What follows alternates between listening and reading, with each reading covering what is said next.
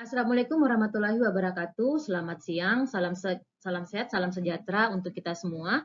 Bapak dan Ibu Widaiswara para pengampu pelatihan dasar calon pegawai negeri sipil yang berbahagia. Izinkan saya, Ayun Sri Damayanti dari Puslat Bangka MP. Melalui video ini saya akan menyampaikan strategi pembelajaran agenda 2 yaitu nilai-nilai dasar PNS. Video ini merupakan salah satu tugas dari workshop Laskar CPNS, Lembaga Administrasi Negara. Awal agenda nilai-nilai dasar ini sebagai tindak lanjut dari Surat Edaran Menteri Pendayagunaan Aparatur Negara dan Reformasi Birokrasi Nomor 20 Tahun 2021 tentang implementasi core values dan employer branding aparatur sipil negara. Metode penyelenggaraan dari pelatihan dasar ini ada 3, yaitu pertama pelatihan klasikal, kedua pelatihan blended learning, dan yang ketiga berupa distance learning. Dalam pelatihan klasikal ini dibagi menjadi on class dan off class. Nah, yang akan kita bahas di sini adalah strategi berupa blended learning, yaitu yang pertama berupa pelatihan mandiri atau biasa yang dikenal dengan MOOC.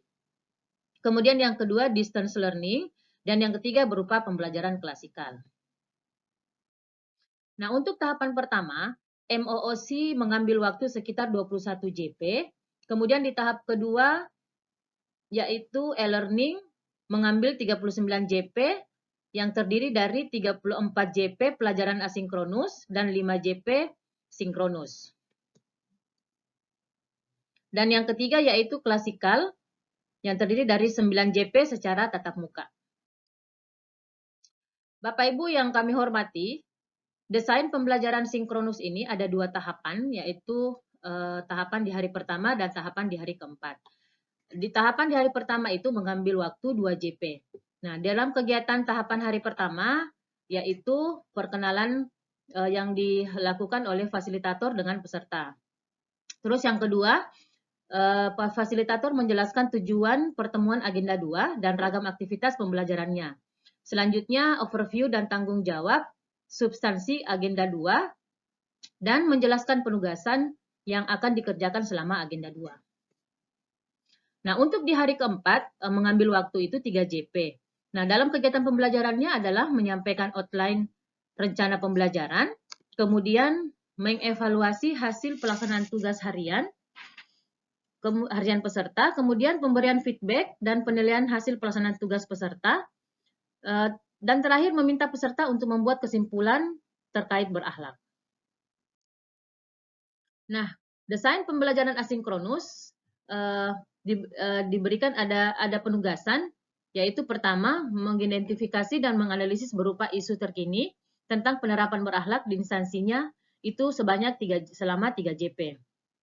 Nah, di sini peserta diminta untuk melihat dan mendeskripsikan praktek berakhlak diaktualisasikan oleh para pegawai di instansinya.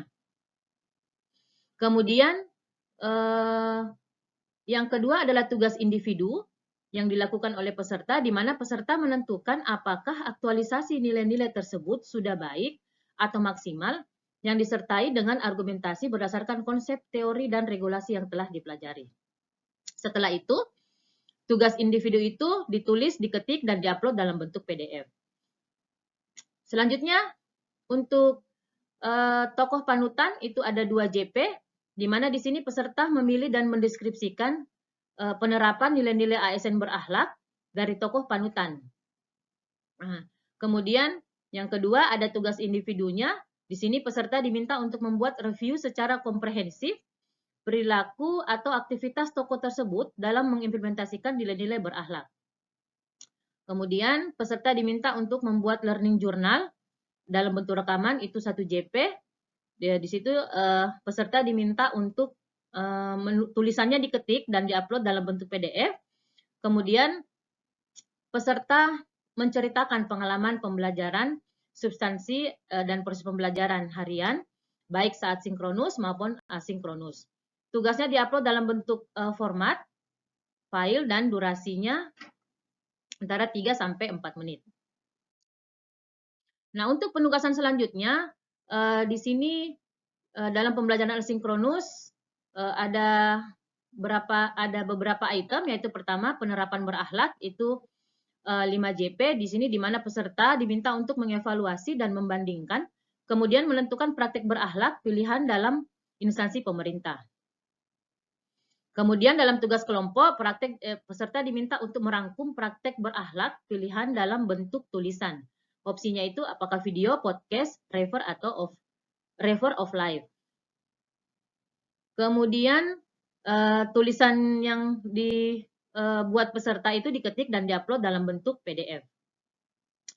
Nah, dalam toko panutan di sini, tugas kelompok, peserta dibagi dalam 3 subkelompok, kemudian peserta diminta untuk mengevaluasi dan membandingkan, kemudian menentukan toko panutan pilihan kelompok. Kemudian menentukan toko panutan pilihan kelompok dan mendeskripsikan nilai-nilai berakhlak yang telah diterapkan dalam bentuk video dan dipresentasikan di sesi sinkronus selama 3 JP. Selanjutnya peserta menceritakan pengalamannya, pengalaman pembelajaran harian baik saat sinkronus dan tugasnya diupload dalam bentuk format file dan durasinya 3-4 menit.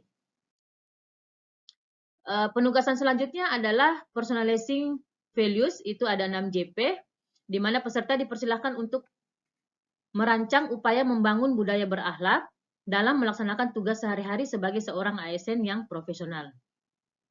Dalam tugas individu, peserta mengidentifikasi potensi penghambat dan cara mengatasi terkait upaya membangun budaya berakhlak. Kemudian tulisannya diketik dan diupload dalam bentuk PDF. Selanjutnya untuk tugas individu, peserta membuat konsep unjuk tekad dalam penerapan nilai-nilai dasar berakhlak di saat ini dan di masa yang akan datang. Unjuk tekad tersebut merupakan personal branding setiap peserta. Selanjutnya, konsep unjuk tekad dapat dituangkan dalam bentuk short movie dan video berdurasi lebih dari 5 menit. Peserta menceritakan pengalaman pembelajaran harian baik saat sinkronus. Tugasnya diupload dalam bentuk format file dan durasinya maksimal 3-4 menit. Penugasan selanjutnya adalah analisis kasus, di mana di sini mengambil waktu 5 JP. Di sini peserta dibagi dalam 3 subkelompok. Setiap subkelompok akan diberikan kasus melalui link media sosial. Dan setiap kelompok mendeskripsikan, pertama itu merumuskan kasus atau masalah pokok aktor yang terlibat dalam peran setiap aktornya berdasarkan konteks deskripsi kasus. Selanjutnya, bentuk penerapan dan pelanggaran terhadap nilai-nilai dasar PNS dan berdasarkan konteks deskripsi kasus. Yang ketiga, hasil analisis subkelompok dibuat dalam bentuk PPT dan dipresentasikan dalam sesi sinkronus selama 3 JP. Selanjutnya, membuat learning journal. Di sini peserta menceritakan pengalaman pembelajaran, yaitu mulai substansi dan proses pembelajarannya harian yang baik saat asinkronus. Tugasnya diupload dalam bentuk format file dan durasinya maksimal 3 menit.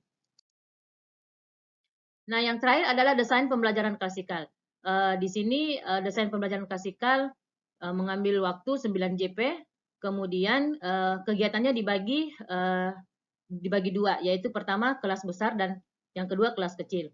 Nah, untuk kelas besar di sini mengambil waktu 6 JP. Dalam kelas besar ini, fasilitator menyampaikan outline, aturan main, atau tujuan pembelajaran agenda 2 dalam tingkat pemahaman peserta. Kemudian, fasilitator melakukan pembinaan suasana seperti ice breaking atau membagi kelompok. Kemudian, melakukan refleksi berakhlak dengan melakukan pemutaran video pilihan, tokoh panutan sebagai best practice, dan membuat rangkuman materi berakhlak, menganalisis makna dan hakikat agenda 2 yang berkaitan dengan tugas dan fungsi bidang masing-masing. Ini yang akan dilakukan oleh peserta dan selanjutnya presentasi kelompok dan feedback fasilitator. Sedangkan untuk di kelas kecil mengambil waktu 3 JP, di mana review pengalaman peserta diminta untuk mereview pengalaman berkesan dalam penerapan nilai berakhlak dan yang diaktualisasikan, dihabituasikan di tempat kerja. Kemudian peserta membuat ikrar tentang pelaksanaan berakhlak. Selanjutnya mereview dan umpan balik dari fasilitator. Nah, demikianlah